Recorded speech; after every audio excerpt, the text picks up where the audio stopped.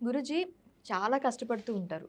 కానీ వాళ్ళకి సరైన ప్రతిఫలం అనేది ఇప్పటికి రాకుండా ఉంటుంది. దీనికి కారణం ఏంటంటారు? ఇక్కడ మనము కారణాలు చేసే పనికి ప్రతిఫలం లేదు. హ్మ్. ప్రతిఫలం లేదంటే మనము చాలా రకాలుగా ఆలోచించుకోవాల్సొస్తది. మొదటిగా ఆ వ్యక్తి చేసే పనిలో అవగాహన లేకపోవటం. హ్మ్. రెండోది ఆ పని మీద ఇష్టం లేకపోవటం. మూడోది వారి పెద్దవారి సైతం గూడా పితృదోషాలు ఉండటం. వారి పెద్దవారు గూడా పట్టించుకోకపోవటం. ఇంట్లో అమ్మవారికి గాని, స్వామివారికి గాని కొలుస్తూ వదిలేయటం. హ్మ్.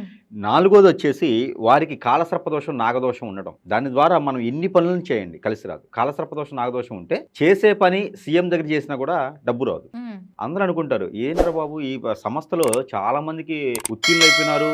అందరూ బాగా సంపాదించుకుంటున్నారు. మీరు అక్కడే ఉండిపోయినారంటే" వీరికి కాలసర్పదోషం వెనక నుంచి లాగేస్తది పాము.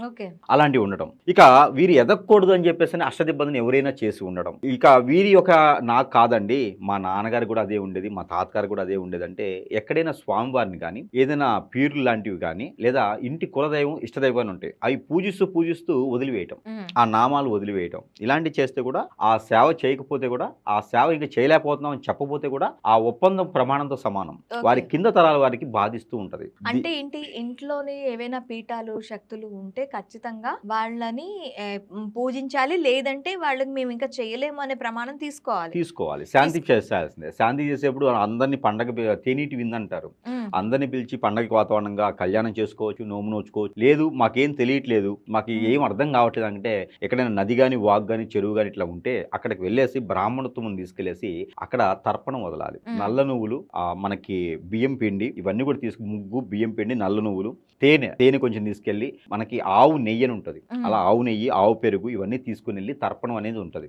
ఆ తర్పణం వదలాలి. మోదుగాకులతో తీసుకెళ్ళాలి. మోదుగాకులు తీసుకెళ్ళి తర్పణం అంటారు. ఆ తర్పణం ఏంటంటే మా పెద్దవారు ఏం చేశారో మాకు తెలీదు. హ్మ్. వాళ్ళు చేసినటువంటి పుణ్యకార్యాలు కావచ్చు, పాపకార్యాలు కావచ్చు మా ఊరికి రావద్దు అని చెప్పేసని తర్పణం వదలాలి. ఆ తర్వాత గోధుమలు, జొన్నలు హ్మ్.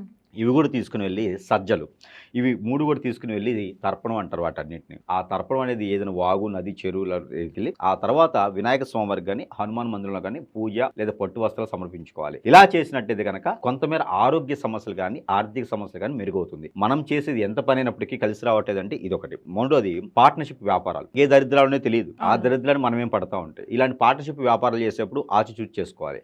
భార్యాభర్తల మధ్యన కంఫర్టబిలిటీ ఎలా చెక్ చేయాలో పార్ట్నర్‌షిప్‌లో కూడా అదే కంఫర్టబిలిటీ చెక్ చేసుకోవాలి. ఆహా! వా బిజినెస్ చేసేటప్పుడు కూడా. ఖచ్చితంగా. ఓకే. వారిద్దరి నక్షత్రాలు కలవలేదనుకోండి, హ్మ్.